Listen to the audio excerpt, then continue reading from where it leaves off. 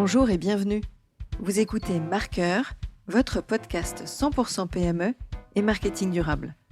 Pourquoi ? Parce que le marketing durable, c'est le marqueur de la bonne santé de votre PME.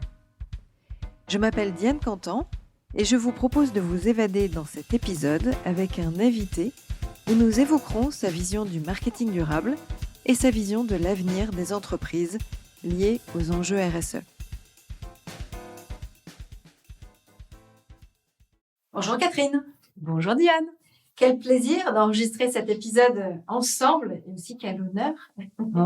Je suis ravie en tout cas de partager ton expérience avec nos auditeurs du podcast Marqueur, puisque tu es entrepreneuse dans l'âme, spécialiste du digital et j'aimerais savoir ce que tu penses du marketing durable.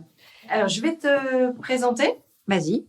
Et puis, tu compléteras si il faut, si tu veux. Ça marche. Tu t'appelles Catherine Barba, donc plutôt entrepreneuse. Tu te surnommes la mamie du web, puisque tu as créé et dirigé un certain nombre d'entreprises, de start-up au démarrage du digital et du e-commerce. Et puis, après la vente de certaines entreprises, eh bien, tu es devenue business angel. Tu as investi dans un certain nombre de boîtes. Des structures innovantes et notamment dans l'univers du retail. Tu mets en avant l'expérience client. Tu as reçu de nombreuses distinctions, récompenses, comme faisant partie des femmes les plus inspirantes de l'écosystème digital. Et là, tu viens de lancer en septembre 2022 Envie School, la formation à destination des indépendants qui soit hésitent à se lancer, qui veulent savoir si leur projet tient la route, qui ont besoin d'être guidés, et puis soit comme moi, des indépendants qui se sont lancés il y a un peu plus de temps et qui veulent challenger leur offre. Est-ce que tu veux présenter davantage ? T'as dit plein de choses déjà. Non, c'est bien. C'est ma 4e entreprise, Envie, et je recommence toujours avec le même bonheur. Et tu sais, les entreprises, tu les crées pour répondre à un besoin. Et moi, le besoin que j'avais identifié au début, c'est qu'effectivement, tu l'as dit, il y a de plus en plus de personnes en France qui veulent se mettre à leur compte. Je pense que c'est l'avenir du travail, l'indépendance. Il y a un départ de création de valeur économique des grandes entreprises vers les plus petites. Et c'est ce que j'ai envie d'accompagner avec mes cofondatrices. C'est donner les armes, donner la compétence, l'entourage pour réussir durablement. La visée, c'est la rentabilité durable, tu le sais. Et durable à tous les sens du terme. Oui, alors on va en parler du durable. Est-ce que pour nos auditeurs, on raconte un peu comment on s'est rencontrés ? Tu es intervenue à un de nos congrès en 2015 pour notre réseau d'enseignes de pharmacie et notamment où ta conférence abordait, alors certes, toutes les évolutions qui sont liées au digital, mais aussi pour nous parler de l'expérience client, de l'importance de la relation client dans le retail. Et puis, on s'est retrouvés là, il y a quelques mois, puisque j'ai suivi ta formation Envie de janvier à mars 2023, deuxième promo des Audacieux, qui m'a apporté évidemment l'énergie, la motivation à fond, à toute épreuve, qui m'a donné envie de lancer ce podcast Marqueur. Et du coup, j'apprécie particulièrement de faire partie de cette communauté Envie. Et j'incite tous les indépendants qui ne sont pas encore dans la communauté Envie à aller rejoindre. Donc, un grand merci. Mais merci à toi, c'est tellement sympa. De participer aujourd'hui et de faire partager ton expérience. Alors, première question qui est directe en lien avec Marqueur, le podcast, qui aborde le marketing durable, marqueur de la bonne santé des PME, puisque quand on fait du marketing avec le cœur, on embarque tout le monde de façon plus durable. Qu'est-ce que ça t'inspire ? C'est urgent et nécessaire ce que tu fais. Je pense que inciter les particuliers, les dirigeants d'entreprise, quelle que soit leur taille, à avoir, à aligner la tête, les tripes, le cœur dont tu parles,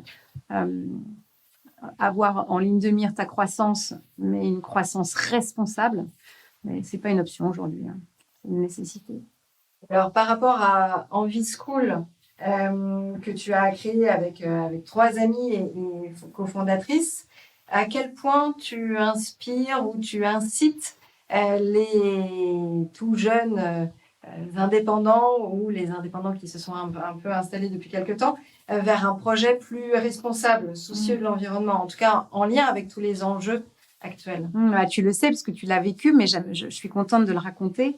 En fait, quand tu viens chez Envie, que tu sois déjà indépendant, installé, tu l'as dit, ou bien tu veux te mettre à ton compte, il faut que tu construises ou questionnes ton offre. Donc, évidemment, il faut que ça réponde à un besoin, à un besoin mal adressé ou peu adressé, parce que sinon, s'il n'y a pas de place, ça ne sert à rien. Donc, quel est le besoin? Donc, on travaille beaucoup là-dessus. On travaille beaucoup sur le côté, la singularité d'une offre. Évidemment, ça a toujours été vrai, de se distinguer, d'avoir des avantages concurrentiels. Mais comment j'arrive à formuler cette différence? Donc, jusque-là, finalement, c'est assez classique. Il y a un troisième pilier sur lequel on insiste tout autant, c'est est-ce que mon offre est responsable? Est-ce qu'elle est utile? Donc, est-ce qu'elle répond à un besoin? Est-ce qu'elle est unique? Est-ce qu'elle exprime vraiment ma singularité d'entrepreneur? Et est-ce qu'elle est responsable? Dans quelle mesure? Et il n'y a pas besoin pour cela d'être une bicorp ou d'être une société à mission. C'est aujourd'hui, je suis à mon compte, je crée mon emploi. Qu'est-ce que je fais ou que je ne fais pas dans les opérations du quotidien, dans le choix de mes partenaires, dans toute ma chaîne de valeur pour, à ma mesure, limiter mon impact carbone et maximiser mon impact sociétal. Alors, ce que tu dis est tout à fait vrai pour les indépendants, mais c'est une évidence même pour les autres entreprises, PME, avec les grands groupes aussi. Et les grands groupes, ça fait partie des basiques, ça c'est clair. Mais parfois, on a peut-être l'impression que c'est plutôt un sujet, c'est plus l'apanage des grands groupes, parce qu'on se dit qu'au vu de leur taille, voilà, alors qu'en réalité, les indépendances, c'est quand même des millions d'individus. Tu vois, mis bout à bout, c'est 3,5 millions aujourd'hui en France, bientôt 10 selon les prévisions. Si chacun pose un acte qui va dans ce sens, bien évidemment, ça changera, ça infléchira, je l'espère, le cours de l'histoire. Sur les années futures. Alors, si on parle un peu du passé, puisque tu as toujours été entrepreneuse, très attentive à cette expérience client, à quel moment tu as basculé sur cette conscience de marketing durable J'y suis arrivée assez tard, j'ai l'impression. Je suis pas très fière de l'avouer, mais c'est vrai. Quand j'ai commencé à travailler, c'était pas du tout dans mes préoccupations. J'ai l'impression qu'on pensait résolument croissance, marge, mais que cette dimension-là était totalement exclue.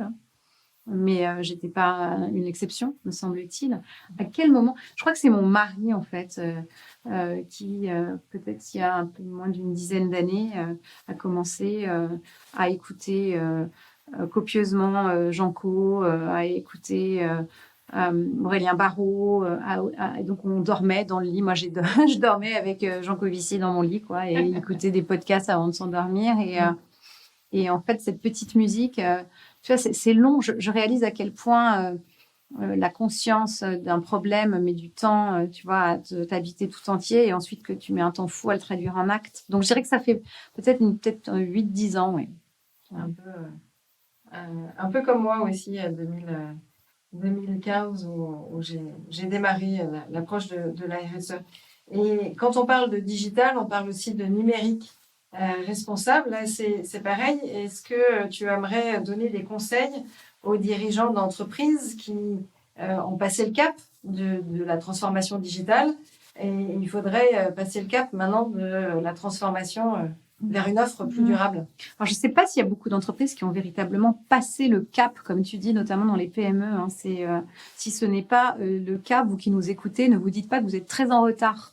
En réalité, c'est un mouvement, c'est une itération permanente, en fait, parce que tout change tellement dans le numérique. Mais il me semble qu'aujourd'hui, si on doit re-questionner la façon dont on fait... on parlait du retail tout à l'heure, de l'omnicanalité ou la façon dont j'utilise les outils, il faut sans cesse aujourd'hui dans quelle mesure mes choix quel impact ont-ils sur l'environnement? Et moi, je pense que si j'avais une PME aujourd'hui, je demanderais un audit peut-être, tu vois, de l'ensemble de mes opérations, de mes pratiques, de mon organisation, de mes investissements, et pour avoir pas mon Nutri-Score, mais tu vois, un score qui me permettrait de m'améliorer. On n'améliore que ce que l'on mesure. faut forcément un point de départ à un moment donné. Bien Ça peut sûr. être une étape de bilan carbone, ça peut être un autre audit dans cet esprit-là. Ok. Et alors, tu as passé aussi quelques années aux USA, à New York, entre 2015 et 2020. Est-ce qu'à l'époque, ou là-bas, avec les partenaires, les équipes, les entreprises que tu as rencontrées, est-ce qu'il y avait écho au marketing durable, à la communication responsable, au numérique responsable? Alors, j'étais assez étonnée de l'Amérique que j'ai découverte. Il y avait un gap entre, tu vois, l'image que j'en avais et ce que j'ai vécu au quotidien. C'est beaucoup moins innovant. J'espère qu'il n'y a pas trop d'Américains qui nous écoutent, mais c'est beaucoup moins innovant que ce que j'avais imaginé, tu vois, et que tous ces sujets, même de transformation des organisations, d'omnicanal, je m'attendais à découvrir des choses extraordinaires et en réalité, je me suis rendu compte que c'était assez archaïque en fait, à bien des égards. Et que notamment, j'étais aussi choquée de voir dans les rues de New York, tu as les lumières allumées toute la journée, les poubelles qui s'entassent jusqu'au plafond. Ils sont absolument pas un modèle, tu vois, de transformation. J'étais assez étonnée. Donc j'ai en revanche, évidemment, j'ai exploré, tu sais, j'étais à la tête de la French Tech New York, donc ça m'a donné l'occasion de rencontrer plein de startups américaines, françaises. Et bien sûr que c'est, tout ce qui est tech for good depuis de nombreuses années, c'était déjà là. Donc j'ai rencontré des startups qui sont sur ce chemin-là, qui aident les entreprises à se transformer, et qui sont elles-mêmes entreprises à mission, B Corp, etc. Mais c'est pas du tout. L'Amérique n'est pas verte, quoi. Enfin, on le sait bien. On regarde les chiffres, c'est même effrayant. Oui, je pense que là-dessus, l'Europe est en avance et la France est aussi en avance. Non, mais tu vois, le bilan carbone moyen des Américains, je crois, on est à plus de 25 tonnes. Enfin, je sais plus. C'est épouvantable. On n'est pas beaucoup mieux. Je crois qu'on n'est pas loin de 10 tonnes en France. Ouais. Il faut qu'on arrive à 2 tonnes. En 2050. 2 tonnes. Enfin, je veux dire, moi, c'est vraiment, il faut faire violence. Donc voilà, l'Amérique, en fait, j'ai trouvé que un pays où j'ai appris énormément de choses. Je me suis mise en risque, je me suis dépassée, j'ai fait un marathon, donné des cours à Harvard, rencontré Serena Williams. Enfin, tu vois, à titre personnel, tu vis des choses extraordinaires qui te font grandir, qui te rappellent aussi combien tu es petit. Mais en revanche, sur tous ces sujets green, j'avoue... il n'y a pas des bonnes idées à reprendre de là-bas, pas spécifiquement. Il y en a toujours, il y en a partout, tu vois. Et tu vois, étonnamment, la société dont j'étais, qui m'a paru la plus avancée sur tous ces sujets-là, c'était, et qui n'est pas du tout américaine, c'est Nespresso. Tu vois, alors qu'on a plutôt tendance à penser que Nespresso, avec ses capsules pollueurs, pas du tout. Je veux dire, les dirigeants de Nespresso, ils ont vraiment cette proposition de valeur au cœur. Et donc, c'était une des rares entreprises qui m'a fait progresser sur le sujet, tu vois. Donc, c'était étonnant, n'est-ce pas? Alors, du coup, si c'est pas à New York, peut-être que c'est des inspirations quand tu as participé à l'émission sur M6 Qui veut être mon associé.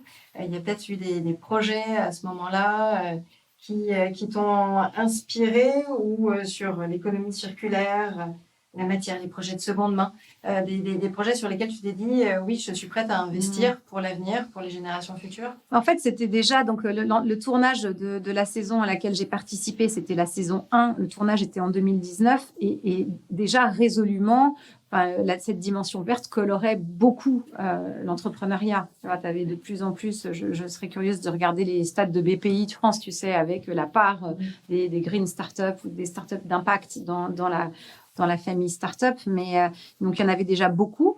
Bien sûr, il y avait plein de projets qui étaient présentés, que ce soit les cartes de Lulu, la petite Lucie qui fait des cartes à planter, les gars qui faisaient, c'était très prémonitoire d'ailleurs, les masques pour respirer à vélo.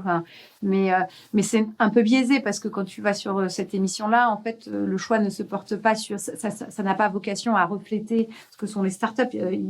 Leur choix, me semble-t-il, se porte sur des entreprises qui sont très télévisuelles parce que c'est aussi une émission...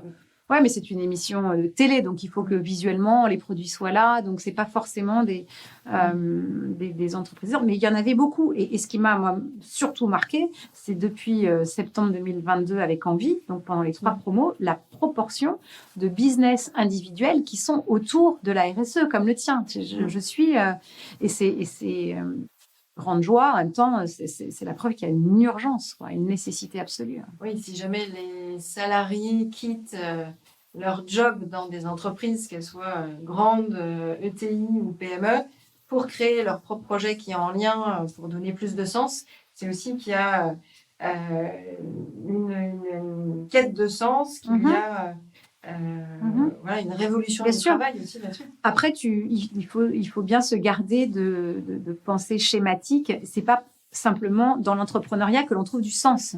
Hein, tu vois, tu le sais, tu as été salarié longtemps. Ce n'est pas l'apanage des entrepreneurs que de trouver du sens, de l'autonomie dans son boulot. Je connais des salariés qui ont beaucoup de sens. Il y en a, oui, il y en a quelques-uns.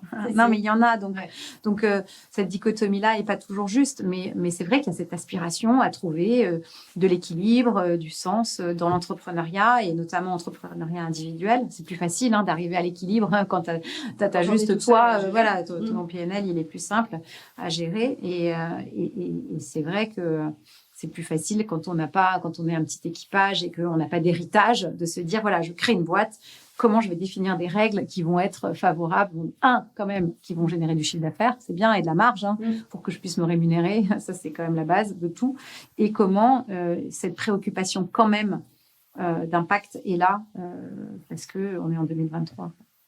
Et que dire, du coup, à des dirigeants de PME qui ont envie de donner peut-être plus de sens ou d'embarquer leurs collaborateurs donc sur ce volet social et ils n'y arrivent peut-être pas encore. Si on le fait en vue d'embarquer ses collaborateurs, c'est bien, mais l'important, c'est pourquoi tu veux le faire. Tu vois, qu'est-ce qui fait que c'est pas facile pour toutes les industries.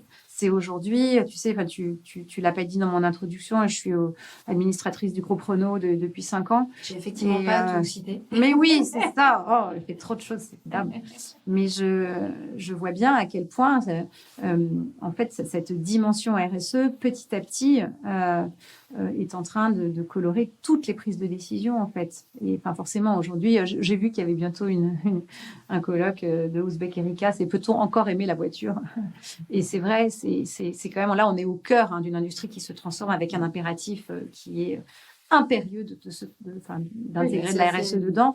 Donc aujourd'hui, tu vois, un indicateur intéressant, c'est que donc moi, je connais plus, en fait, soit les très grosses boîtes, soit les toutes petites, les PME, je les connais moins encore.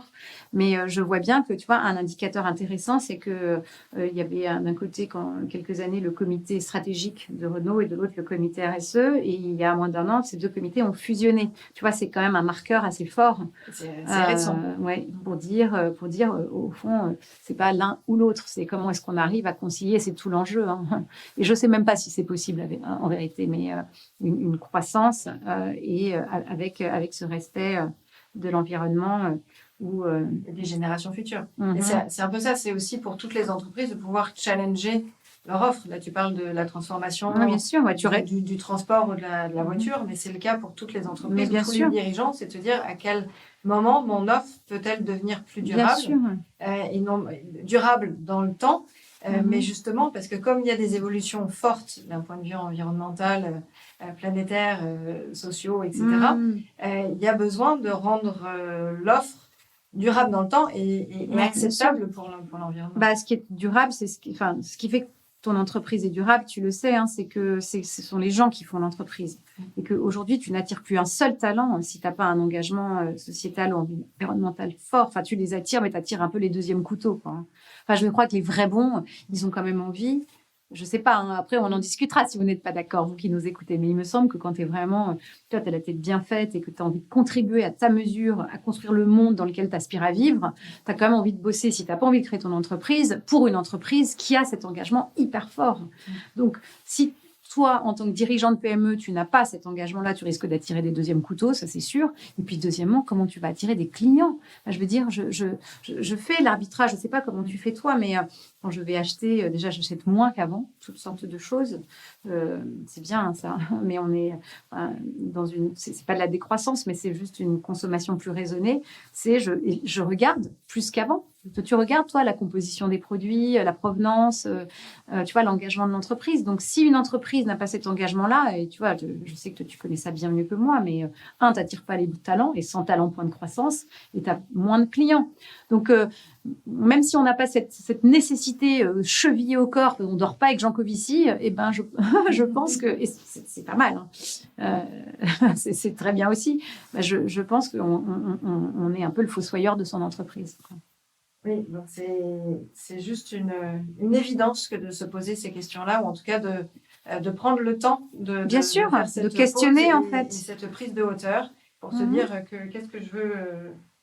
Quelle est ma raison d'être? Tu vois, ce sujet de la raison d'être, en fait. Oui, sans être obligé d'aller jusqu'à l'entreprise à mission et de Non, changer, non, de changer mais ses statuts. bien sûr, mais c'est ça. C'est quand même important de dire comment j'intègre cette dimension-là, parce que c'est fédérateur. Et puis, on a une responsabilité quand on est dirigeant d'entreprise aussi, tu vois, en tant que citoyen, je pense. Donc, comment je l'exerce et comment j'embarque avec moi, non seulement mes collaborateurs, mais aussi tout mon écosystème. Tu vois, par exemple, je pense à Renault. Pardon, hein, tu vas croire que j'ai vu la lumière, mais un peu quand même. Renault a lancé une université qui s'appelle Reno, avec le petit jeu de mots to know, savoir, université, qui a pour ambition de former 20 000 personnes à horizon 2025, donc sur l'upskilling, reskilling des métiers, parce qu'il y a une obsolescence avérée dans tous les métiers. Et donc, l'idée, il y a deux trucs qui sont géniaux. C'est d'un côté, je vais former mes collaborateurs à tout ce qui est cybersécurité, économie circulaire, enfin des sujets de demain. Mais là où c'est encore plus fort, c'est que c'est au-delà de l'entreprise. En fait, c'est une formation, une université qui est ouverte aux partenaires. Tu vois, donc aux fournisseurs. Donc ça fait... Je crois que c'est la plus grande université d'Europe. Toutes les parties prenantes. Ouais, et ça, je trouve que ça relève de la responsabilité de l'entreprise. Donc, je suis assez fan de ce que le groupe est en train de faire depuis le virage qui a été pris. C'est puissant. Il y a du boulot encore, bien entendu, mais on partait de loin. C'est marrant parce que quand tu m'as dit le Renault, je pensais au avec toutes les notions qui sont spécifiques du réparer, recycler. Oui, bien sûr. Au-delà du to know avec l'esprit de transmission. Oui, il y a les deux en fait. Mais il y a les deux. Il y a l'autre qui peut être utilisé aussi. Donc ça, c'est drôle. Et est-ce que justement, toi, dans les investissements que tu as faits ou où tu apportes tes conseils, où tu es associé, est-ce qu'il y a des entreprises qui sont spécifiques sur ces marchés-là? Mais en fait, c'est devenu ma thèse d'investissement. Donc là, depuis envie, ne m'envoyez plus de dossiers, s'il vous plaît. Non, mais j'en reçois beaucoup et j'adore. Mais là, j'ai vraiment, tu sais, quand tu es focus sur quelque chose, il ne faut pas s'éparpiller. Donc là, je suis sur envie. Mais néanmoins, j'ai investi dans une vingtaine de startups. Et depuis quelques années, j'avais une thèse d'investissement qui était plutôt sur 3 volets. La première, c'est j'essaie d'investir dans des projets portés par des équipes mixtes ou féminines. Non que le talent est un sexe, mais parce qu'il y a quand même un déséquilibre choquant à rétablir. Donc, je mets plutôt mes sous dans des boîtes de femmes ou des équipes mixtes. Dans des métiers qui sont au début, comme j'ai longtemps travaillé dans le retail, je connaissais bien cette industrie, les acteurs, les enjeux, donc plutôt dans tout ce qui était retail tech. Et le troisième volet, c'était avec cette dimension d'impact. Et donc, mes 2 derniers investissements, qui sont donc chez 2 femmes que j'estime infiniment, 2 super nanas. Il y en a une, c'est Ada Tech School. C'est Chloé et Marie. C'est une école pour former des développeurs. Dieu sait s'il y a un besoin aujourd'hui. Tu vois, dans la quête des talents, la pénurie de talents, il y a besoin de ça. Et donc, Ada Tech School, elle forme des femmes et d'une façon très inclusive. Enfin, il n'y a pas besoin de formation particulière. Donc, au métier si recherché de développeurs. Et l'autre, c'est Maud Kallio de Green Got, la banque verte, qui est tellement, tellement innovante. Elle a moins de 30 ans. Maud, tu m'impressionnes. Voilà, donc oui, mais bien sûr, les investissements que j'ai faits sont évidemment drivés par cela. Si tu as envie de mettre ton argent quelque part aujourd'hui, c'est vraiment pour soutenir des projets qui sont habités par cet impératif. On le sent, on le voit. Vous ne la voyez pas, Catherine, parce que vous l'entendez. Mais moi, je la vois, elle est habitée complètement. C'est bien ça. C'était quand la dernière fois que tu t'es mis à la place de quelqu'un? Parce qu'un marketeur, c'est sa base. Ben, c'était il y a un quart d'heure quand tu es arrivée et je me suis dit, qu'est-ce que Diane, tu vois, en fait, forcément, tu vois, qu'est-ce qui est important pour elle, qu'est-ce qui va faire que notre échange va être fructueux pour elle, qu'elle va en tirer du plaisir et en même temps que ça va faire grandir son business d'une autre manière, tu vois. Donc, voilà, je le fais. Ce principe du marketing, tu le fais en permanence, tu le vis. Monsieur Jourdain, oui, je sais pas, en fait, je pense que c'est un... Ouais, c'est un réflexe. Enfin, encore une fois, enfin, il n'y a rien de meilleur en plus que de se mettre à la place de l'autre. Il n'y a rien de plus difficile aussi. Tu vois, mais c'est comme tout, ça se muscle. Si tu le fais souvent, tu vas avoir... C'est ce que tu fais aussi quand tu donnes des conférences dans les entreprises. Du coup, tu te mets à la place de l'auditoire. Mais c'est clair, tu te dis, mais les gens ont passé une journée horrible, ils se sont ennuyés à mourir au boulot, ils résolvent des problèmes incroyables, ils ont envie de passer un bon moment. Je vais essayer de leur dire ce que moi j'aimerais entendre si j'étais à leur place. Du coup, tu leur apportes ta pêche, ton sourire, ton énergie à revendre complètement. J'espère que c'est communicatif. J'en ai tellement. Ça l'est, en tout cas, pour ceux qui te suivent avec envie. Alors, tu es aussi administratrice de 100 000 entrepreneurs. Oui. Où j'interviens aussi auprès des Génial. Il faut y aller, mes amis. Pour leur transmettre ma passion de l'entrepreneuriat, pour leur dire que c'est possible de se mettre à son compte, de créer sa boîte. Que ce soit les jeunes hommes ou les jeunes femmes. Qu'est-ce que tu aurais envie de dire aux jeunes qui voudraient se lancer dans l'entrepreneuriat, mais justement pour une cause durable, une cause plus responsable? Alors, tu vois, c'est drôle que tu parles de ça parce que, en fait, il y a quelques semaines, j'ai fait une intervention dans une école du Kremlin-Bicêtre extraordinaire, l'institution Jeanne d'Arc, je crois que c'était. Et je me rends compte qu'il ne faut pas venir avec un propos descendant quand tu parles à ces jeunes-là. Moi, je viens avec beaucoup d'humilité et je les fais beaucoup parler en réalité. Ils ont tellement à nous apprendre, tu vois, à cet égard. Donc, il faut prendre sa pyramide des priorités et la retourner. Ils ont beau être en 4e et avec tout à apprendre, ils sont d'une acuité de... Voilà, le niveau était très, très bon là où j'étais. Et des gamins qui posent des questions très pertinentes et qui ont ces sujets-là. Enfin, ça fait partie de leur ADN, plus ou moins, beaucoup plus que moi en 4e en réalité. Donc, tu vois, mais pas du tout. Mais ça n'existait pas. Mais de quoi parlait-on? Je veux dire, on était complètement endormis. C'est pas possible. Et en fait, quand j'y vais, tu vois, je raconte un peu mon histoire, mais je leur pose aussi beaucoup de questions. Et je pense que, tu vois, c'est l'inverse. C'est eux qui ont aussi à nous apprendre beaucoup. Donc, j'y vais avec plus de questions que de certitudes. C'est aussi ce que j'apprécie avec ces échanges-là.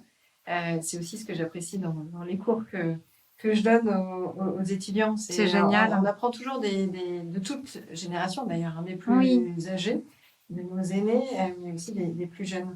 Est-ce qu'il y a une campagne de pub que tu as vue à la télé, à la radio, en affichage sur ton téléphone, sur les réseaux, qui t'ont inspiré récemment avec ce lien de marketing durable, de communication responsable, de faire attention à la planète? Ah, mais je ne vais pas te parler de Renault encore, parce que là, je vais me prendre des tomates. On va faire une pub. Oui, non, mais sûrement, oui, parce que je les regarde plus que ça. Je sais pas, moi, quand est-ce qu'on regarde des pubs aujourd'hui? Je me demande, je ne regarde pas la télé. Mais qui regarde la télé encore, si? Je regarde peu de vidéos parce que j'ai vu que ça consommait terriblement. C'était, tu vois, dans l'optique d'arriver à 2 tonnes. Il faut se calmer avec les vidéos. Je vais jamais sur YouTube. Enfin, tu vois, donc c'était peut-être une campagne d'affichage. Je suis assez peu réceptive à la publicité, en fait. Tu vois, c'est drôle, hein. Je regarde, tu vois, tous les mécanismes d'influence. Qu'est-ce qui fait que je vais avoir envie de préférer cette marque plutôt que telle autre? En fait, c'est pas la pub. Donc, non, la pub... j'ai pas regardé pas trop de pubs inspirantes là-dessus. À part Renault, je te dis. N'importe quoi. C'est vrai. Et est-ce que tu as un éco-geste que tu aimerais nous partager, que tu partages peut-être avec ta fille ou avec d'autres jeunes de la future génération? Qu'est-ce que j'ai comme éco-gestes qui ont de l'impact? Parce que tu vois... Qui ont l'impact à ton niveau. On n'est pas Alors, obligé celui qui de me coûte le tout, plus, c'est la viande rouge. Je suis tellement fan de viande, donc je me force, tu vois. à moins consommer. Voilà, donc c'est ça. Hein, c'est Déjà une contribution. peu de viande rouge, je crois que ça, c'est un gros truc. Je me force aussi à moins voyager en avion. J'utilise du savon solide. Non, mais c'est passionnant. C'est là qu'on a perdu tous les auditeurs. Non, mais je suis vraiment pas exemplaire.